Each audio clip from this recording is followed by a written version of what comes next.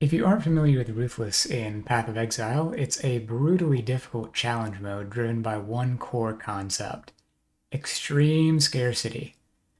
Forget crushing the campaign in a few hours and then blasting early maps at league start. For first timers, getting through the campaign at all is difficult enough.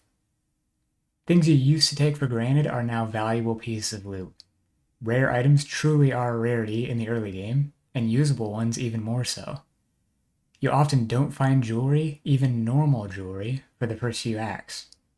Support gems and almost every reservation gem, meaning auras and heralds, on top of other buffs like Arctic Armor or Tempest Shield, those are all now drop only.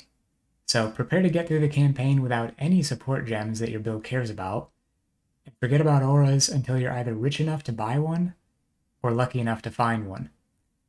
I've been playing Ruthless on and off for about the past month, and this has been my first time seriously playing Ruthless SSF.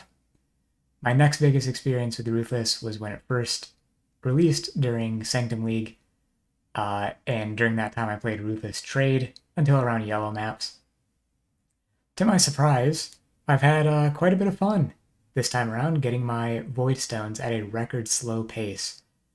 For all the pain I went through in the 69 hours it took me to beat the relevant pinnacle bosses and beyond there, it has been an enjoyable experience and one I wanted to share here on YouTube. This won't be a full review of the game mode since I'm still playing and planning to play a decent bit of Ruthless, but I will touch on a few of my likes and dislikes that I've had throughout the journey so far. In the background, you'll see me struggling against my very first Black Baria encounter at the moment. I wanted to try it out in case I got something usable, either the scepter or belt. I was thinking might have caused me to want to either use it or reroll a character if I got a really good belt or something. And yeah, it takes me about 7.5 minutes, and we'll see how that progresses to other bosses later down the line here. So, first of all, why Ruthless? Well, for the most part, I really just wanted to play Summon Raging Spirits again. Except I don't really have any incentive to do so in normal Mirage solo self-found because I'm just loaded there. I've got a ton of good Screams, the new belt, which I've been using to great effect throughout the league. I've got a Mage Blood now that I gambled up from an Apothecary card. I've got a bunch of other junk.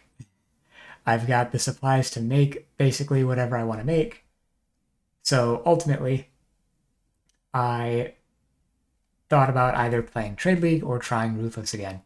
And again, it's been a long time since I've seriously attempted anything in Ruthless, and I knew that Guardian is pretty good in Ruthless, so I said, hey, that's what I want to play. Let's try Ruthless again. Hopefully it does well there, and let's see how it goes. So the build, like I said, is an SRS Guardian, and I like SRS specifically as a minion build. I just think it's very smooth, very enjoyable to play. I like the temporary minions. There's enough to do, but not too much to do, and I especially like the fact that you don't have to target your primary skill, which is great for my hands.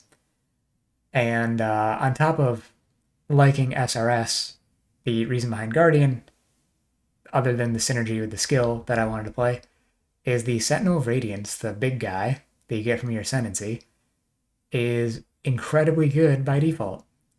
Even in non-Ruthless, you can have him carry you through a lot of the early game. You know, you're shield charging through Act 4 or whatever, and use Convocation once you get into a new pack. The Sentinel spawns on top of you from the Convocation and melts everything around you. So that is essentially what I did throughout the entire campaign. The Sentinel of Radiance, the burning AoE that he has, was doing my clearing, and then I would let him walk up to bigger single targets and whack them with his sword until they died. And that got me to maps, essentially. I wasn't doing a ton of summoning of the SRS. Things were dying quickly enough that I didn't really feel like a significant improvement to be summoning them. But I did for bosses and such, of course, because There's nothing else to do. And part of the reason it didn't feel all that impactful is because I don't have anything that facilitates the clear speed of SRS at this point. So essentially, no melee splash. And that came to be a pain point later, but I was a little too stubborn to let it get to me, so I went from the start of the game, essentially. I finished the campaign with Sentinel Radiance primarily. The SRS sucks at this point, and I got into maps. It was even worse. I just kept going. I made it to tier 10 maps, like across the board, finished all tier 10 maps before I decided finally, okay, maybe I should look at starting another build. I had a couple of support gems, but again, the clear speed of the SRS was not there, the build in general, really. So I switched away from that build. I had found a decent mace and said, all right, I can do like a fire conversion slam build with my current support gems. Only had like 12 support gems at this point. I had some that would facilitate that build. So I start leveling a Slayer. I get to level 42, melee splash drops. Okay. I switch over to this build again. Immediately feels so much better. I still don't have Unleash or anything like that. Some of these gems, the higher level gems, are rarer, so Unleash is quite a rare gem. I have a purity of elements at this point from an amulet that I'm still using, the unique amulet that gives you a level 10 version of the skill. And other than that, yeah, my gear is kind of garbage. I actually might be able to pull up POB and take a look here in a second. So here it is at level 74. So this is a bit before the point I was talking about previously. I do have Uber Lab at this point, apparently. Oh, no, I don't. Uber Lab I got fairly late, if I recall, and I took block last because it didn't really feel that impactful. And I'm realizing this is the wrong tree because Ruthless has nerfed ascendancies. So fix that real quick. And yeah, we can see here, basically I have no support gems. My primary skill is on a 2-link. Predator. In terms of items, Tier of Purity, like I said, doesn't have an anointment yet. I did end up getting an anointment, like a super early cheap one. In my opinion, minion builds often don't have a lot of good anointments. So I'm still using the same one, which is Quickstep, that I picked up later just for the movement speed. And I may end up changing that at some point now that I'm later into the game, but I still haven't, just mostly out of laziness, really. It would mostly just be more life or something anyways. Not really any good damage notes to pick up, unless I picked up Death Attunement and then spec'd out of this section up top here. But anyways, I digress. Yeah, this is kind of the whole struggle here. I didn't even bother calculating my DPS here because it was all just the Sentinel Radiance. Like, who cares about the SRS? I can summon like 8 of them at a time, and they always die anyways, and they're 2-links, so they're dealing no damage. And it was still pretty fun by this point, honestly. You can see my items here. I did actually have a decent wand with quite a bit of minion damage.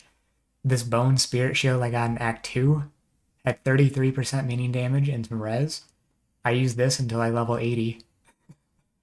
Yeah, it's rough out there, guys. But in an interesting enough way, I would say. Obviously, Ruthless isn't for everybody. In fact, it's almost not for anybody. But if you're looking for pain, I would definitely consider trying it out at least once. See if you can make it to the end of the campaign one of these times. If you're really bored, you know, if PoE 2 isn't for you and you're looking to scratch the PoE itch, try it out. I have some points of feedback of my own that are on the negative side, but yeah, again, anyways, gear kind of sucks for the most part. It's life and res, but not that much res, not that much life. These boots literally just had 30% movement speed because there are no movement skills in Ruthless, so you get around by walking, which is also why I don't remember if it says in here. Nope. Oh, yeah, this is wrong on all of mine. I didn't kill all for my bandit quest. I didn't help Alira for 15% res. Helped Creighton for 8% movement speed. And I think that's the way to go, because if you're hoofing it everywhere, one of the best things you can do is get a decent bit of movement speed. So, yeah, getting back into some footage here. We're jumping back into some much later footage. I've got decent specters at this point. This is the normal Elder fight. And yeah, I actually have a 6 link at this point just to like massively jump ahead. Kind of pushing past the early map struggles, but for the most part, the build played as normal once I got melee splash. That was really my biggest pain point. You know, I have less block than usual because I don't have Tempest Shield, and I don't have a good shield in general. And also the Ascendancy is nerfed. You only get 15% attack or spell block from your bonuses as a Guardian as opposed to 25. And because I'm not shield charging around, I'm not attacking at all. So I just don't have the extra 15% attack block at all. So more slanted towards the spell block side, slightly higher there. But yeah, as soon as I got melee splash, I was back, kind of reignited it for me. And that was kind of the start of the more I played, the more I enjoyed it. Where I had gotten through the struggle phase. Again, I went through tier 10 maps on a 2-link with no AoE except my Sentinel of Radiance. And once I got the melee splash, those started feeling good. I started getting some other upgrades. I got a staff from the League boss, which has minion duration, minion damage, minion... Whoops, ran out of hard drive space. I was saying that the staff also has minion fizz as extra chaos, which was altogether about almost 30% more damage than my wand and shield that I had before. So I was like, okay, I might as well use the staff then, because I don't have Tempest Shield. Shield charge doesn't exist in Ruthless, and I can get a similar amount of block by just respecking out of the shield nodes and specking into the staff nodes. So I went ahead and did that, and I 4-linked it. Here I am using this version, or the initial 4-link that I had. I think based on the support gem icons, I had a multi-strike by this point, so damage is very acceptable. Like going into the Dread fight, I'd put this off for a bit because I wasn't sure my damage would be good enough, but yeah, it looks terrible if you're used to the normal League, but this is pretty solid in Ruthless, and it's a fight I don't need to do more than once outside of, you know, getting Voidstones. I could do it some more if I wanted to, for the drops, of course, right? And Astrolabes, especially, which are amazing in Ruthless. But that was my logic. Like, I want to get the Atlas passes from doing all the quest bosses, want to get Voidstones, etc. So that was kind of my plan here. And in terms of doing that, the damage here is more than sufficient. Well, I have had a surprising amount of Black Baria drops. So I've got a decent amount of belts. And I ended up getting another better staff and said, okay, let me 4-link it again. I'm very limited fusings. And I ended up accidentally 6-linking it in 12 fusings. So that was some astronomical luck on my part and really thrust me forward in terms of the overall progression I was making. Really ramped up at that point, being able to deal so much more damage. And I did have more usable supports by that point. One of these ones I'm using at the moment in this video is the head, which isn't great, so my damage here will probably pick up now that the boss is on low life. It just, you know, does nothing half the time and is about twice as good the other half. Kind of spiky damage output, but for the most part it evens out. Well, shortly after I got the 6-link, I also found an Unleash, which is like, you know, the best support gem for SRS. especially when they die a significant amount of the time. So I was so happy with the progress. The crazy random 6-link on an item I would never use otherwise because it's horrible. But your items are so horrible and ruthless that even this terrible unique was exciting to 6-link because this terrible unique is so much better than everything else I had found up to that point. And getting a 6-link is like astronomical if you have the supports to use it. Yeah, I don't know. So to get into like my gripes, I guess, not to glaze it too much because again, it isn't for everybody. My biggest gripe personally, and like everything else is kind of forgivable / understandable, even in terms of like why they did it, and you can see the appeal. But you see so few league mechanics in Ruthless. Basically, the sole league mechanic you're going to see on any kind of regular basis, including master missions, is the one for the current league, which is not necessarily an issue, I guess, per se. It is very jarring to come from the high degree of customization that the base game has to go to Ruthless, where you basically, even the content is scarce. Like, you can't just run a bunch of Breach. You fully spec into Breach on your Atlas, and you block every other mechanic. Because of how Ruthless spawns in league mechanics, you are never guaranteed to see a league mechanic. You always have a small chance to see a league mechanic. And when you see a league mechanic, it rules between all the ones that it could be. So if you have 2 that aren't blocked, it could only be those 2 plus master missions. Master missions share the same pool, and because you can't block master missions, they're always polluting your pool.